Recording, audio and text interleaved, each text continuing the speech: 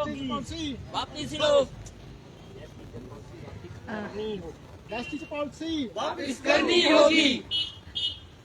नमस्कार, आप देख रहे हैं पंजाब केसरी टीवी और मैं बंद करो। पूजा शर्मा। विपक्ष के गेस्ट फैकल्टी टीचर और राज्य चयन आयोग के गठन की मांग को लेकर प्रशिक्षुओं का प्रदर्शन लगातार जारी है। चाहे फिर शिमला की बात करें, चाहे फिर धर्मशाला की बात करें, लगातार ये प्रशिक्षु जो है अपनी मांग को लेकर प्रदर्शन जो है वो करते रहते हैं। इसी बीच अगर हम बात करें अभी की, तो अभी धर्मशाला में ये प्रशिक्षु जो है वो एकत्रित हुए हैं और मैं आपको बता दूं लोकसभा के चुनाव जो है वो आने वाले हैं और ऐसे में चुनाव आचार संहिता लगने से पहले जो है वो चयन आयोग के गठन की मांग जो है वो यहाँ पर उठा रहे हैं। इसी के साथ जो अतिथि शिक्षक भर्ती है उसको भी रोकने की कहीं ना कहीं उसे भी मना जो है वो करने की मांग जो है वो ये प्रशिक्षु कर रहे हैं।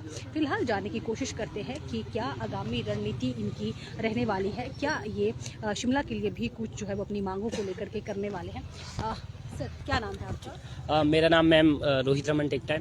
मैं इस संघ का उपाध्यक्ष हूँ और यहाँ आज हम एकत्रित हुए हैं। हम मेमोरेंडम देंगे डीसी साहब के माध्यम से मुख्यमंत्री जी को।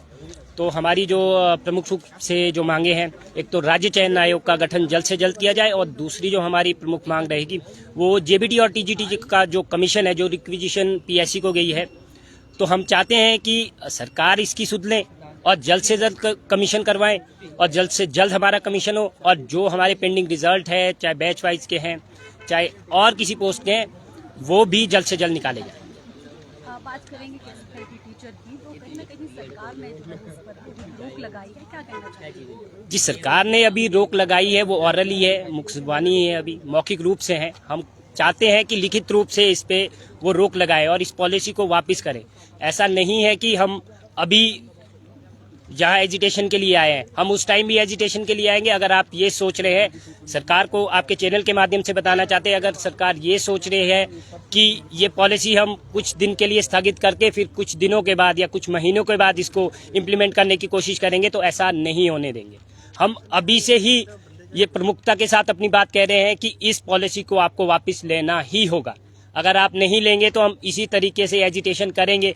ये अभी शुरुआत है, एजिटेशन और बड़ा हो सकता है, इसको और बड़ा करने की कोशिश कर रहे हैं। और शिमला ज़्यादा दूर नहीं है, शिमला के लिए कूच करने के लिए हमें ज़्यादा समय नहीं लगेगा। ये आपके चैनल के माध्यम से हम प्रदेश सरकार को बताना चाहते हैं, माननीय मुख्यमंत्री, माननीय शिक्षा मंत्री जी को बताना चाहते हैं, जो ये गेस्ट टीचर पॉलिसी है ये हम कभी भी स्वीकार नहीं करेंगे।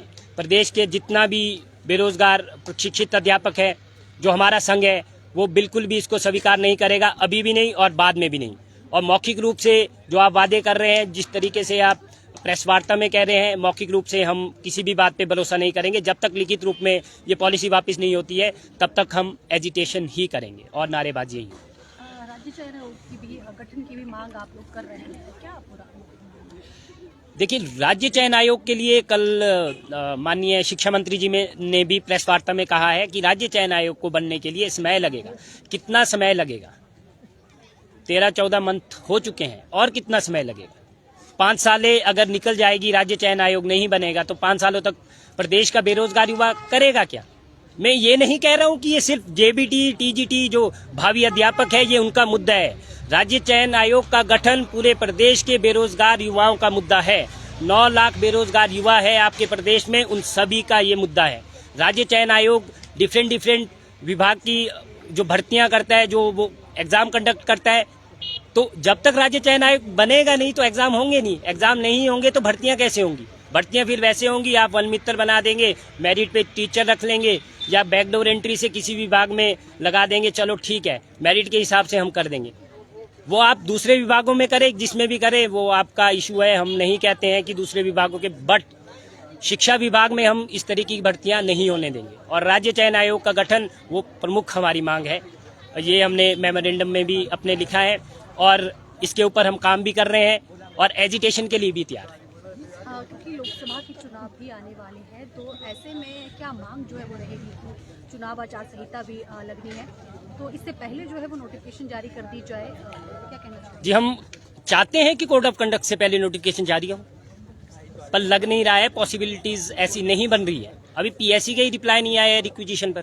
पीएससी का रिप्लाई आएगा, यस पीएससी करवा रहा है एग्जाम को, तब जाके तो नोटिफिकेशन निकालेगा पीएससी। और पीएससी ऐसा नहीं है कि एक हफ्ते में नोटिफिकेशन निकाल देगा। पीएससी के अपने भी एग्जाम है, पीएससी को वो भी देखना है।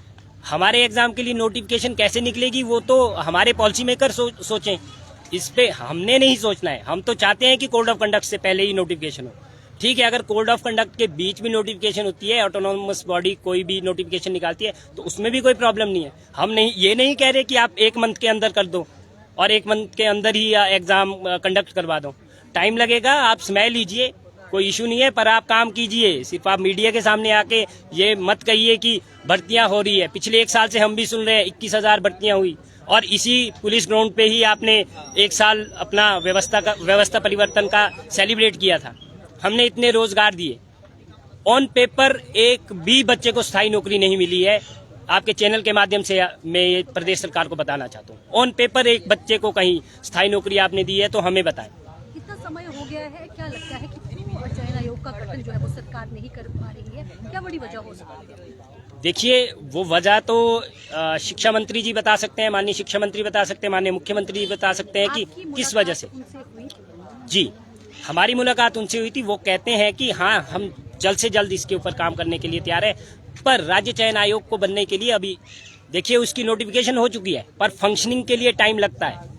फंक्शनिंग के लिए टाइम लगेगा। अब कितना समय वो लेते हैं वो तो वही बता सकते हैं। क्यों नहीं बन रहा है, किस लिए नहीं बन रहा है, ये मुद्दा और ये प्रश्न का जो उत्तर है वो ऑफिशियल जी दे सकते हैं और माननीय मुख्यमंत्री जी और शिक्षा मंत्री जी दे सकते हैं। क्या लगता है कि कोड ऑफ कंडक्ट लगने से पहले ये जो 2 मांगे आपकी है सरकार ये पूरा करेगी?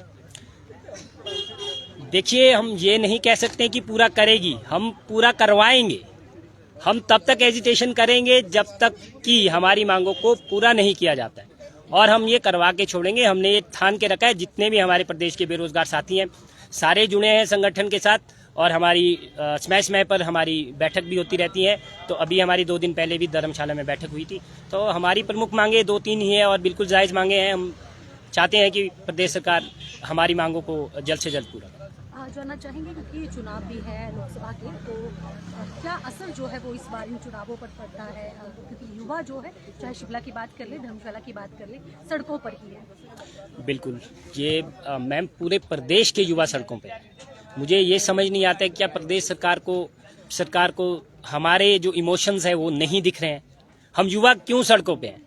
क्या हमारे पास काम नहीं है? क्या हमारे पास अपना स्टडी करने के लिए हमारे पास समय नहीं?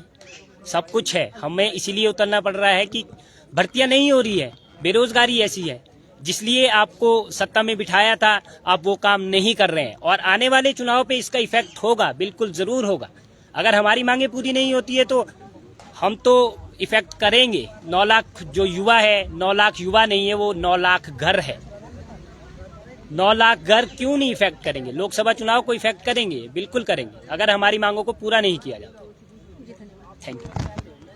तो देख सकते हैं लोकसभा चुनावों में ज़रूर सरकार को जो है वो खामियाजा इसका भुगतना पड़ेगा, क्योंकि अगर हम बात करें चाहे शिमला हो चाहे धर्मशाला हो, युवा रोजगार को लेकर पर ही भटक रहा है। फिलहाल धर्मशाला से ये लाइव तस्वीरें हमने आप तक साझा की है कि ये जेबीटी प्रशिक्षु जो है डीसी कांगड़ा के माध्यम से मुख्यमंत्री को मांग पत्र जो है वो भेजने वाले हैं। अब देखना ये होगा कि सरकार कोड ऑफ कंडक्ट लगने से पहले क्या चयन आयोग का गठन कर लेती है, या जो अतिथि शिक्षक भर्ती है, गेस्ट फैकल्टी जो टीचर है जिसकी नियुक्तियां करने की बात कही गई है, हालांकि अभी तो रोक जो है वो इस निर्णय पर लगा दी गई है। अब देखना ये होगा कि सरकार इसे पूरी तरह से खारिज कर पाती है या नहीं। फिलहाल इस लाइव स्ट्रीम में इतना ही। नमस्कार।